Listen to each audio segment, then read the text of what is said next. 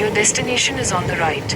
ఉదయాన్నే phone on చేయగానే ఇద్దో brother మీకు వాట్సాప్లో లొకేషన్ పెట్టాను, ఆ లొకేషన్కి వచ్చేయండి, మన బండి ఆగిపోయిందని చెప్పాడు. ఏంటి భయ్యా అంటే ఆగిపోయింది గుర్రగుర్ర అనింది అన్నాడు. సరే డిస్టెన్స్ చూసుకుంటే 12 కిలోమీటర్లు ఉంది. మన సబ్స్క్రైబర్ అయినా సరే మన కస్టమర్ అయినా సరే మినిమం ఒక 15 కిలోమీటర్స్ డిస్టెన్స్ ఉంటే జెన్యూన్ కస్టమర్ అయితే మనం వెళ్ళి తీరుతాం. సరే ఇంక ఓకే వెళ్ళాలి కాబట్టి నేను బండి దగ్గర పెట్టేసి వెళ్ళిపోతున్నాను అని చెప్పాడు. ఎక్కడ పెడుతున్నావు అంటే ఒక చెట్టు కింద పెడుతున్నాను అని చెప్పన్నాడు. ఓకే ఈ చెట్టే ఉండొచ్చు ఎందుకంటే పెద్ద చెట్టు అని చెప్పాడు కాబట్టి. ఓకే మనం డైరెక్ట్గా షాప్కి వెళ్ళి మీకు కావాల్సిన మెయిన్ ఇంపార్టెంట్ టూల్స్ తీసుకొని, అంటే ఏమి లేకుండా పోతే కరెక్ట్ కదా, ఏదో ఒకటి తీసుకెళ్ళామంటే అక్కడ పని జరిగిపోద్ది. మనం బండిలో పెట్టుకొని ఎగ్జాక్ట్గా మనం పోవాల్సిన లొకేషన్కి అయితే బయలుదేరాం. లొకేషన్ అయితే దగ్గరలో ఉంది.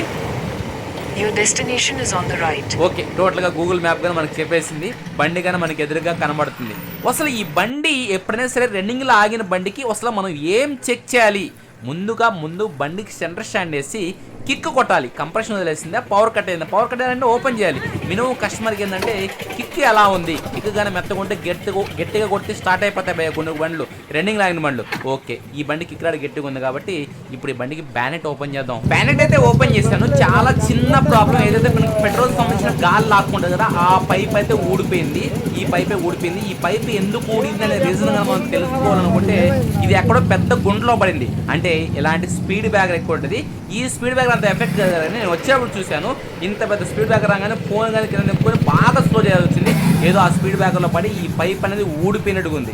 అంటే వన్ టైం ఊడిపోతాయి. మొన్నగా చేసింది ఏదో చిన్న కంప్లైంట్స్ వస్తుంటే మీరు అది చేస్తామండి.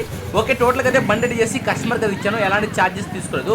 అందుకే బయట ఊరు నుంచి వచ్చిన బండ్లు ఎందుకు 1 day 2 days నా కాడ పెట్టుకొని వాడి చూసిన తర్వాత ఇస్తానంటే ఇలాంటి కంప్లైంట్ 1 minute రిపేర్ అయినా సరే కస్టమర్కి 1 day టైం వేస్ట్, నాకు కానీ 1 day టైం వేస్ట్ అవ్వద్దు. కాబట్టి నేను వెంటనే కస్టమర్కి అనేది బండ్లు డెలివరీ ఇచ్చాను. 1 day కానీ 2 days కానీ వాడిచ్చేది. ఎందుకంటే ఇలాంటి కంప్లైంట్స్ ఏమైనా ఉంటే నాకు ముందుగా అర్థమవుతాయి కాబట్టి చేసి తర్వాత ఇస్తాను. అందుకే మీ బండి అనేది లేట్ అవుతుంటుంది. Thank you.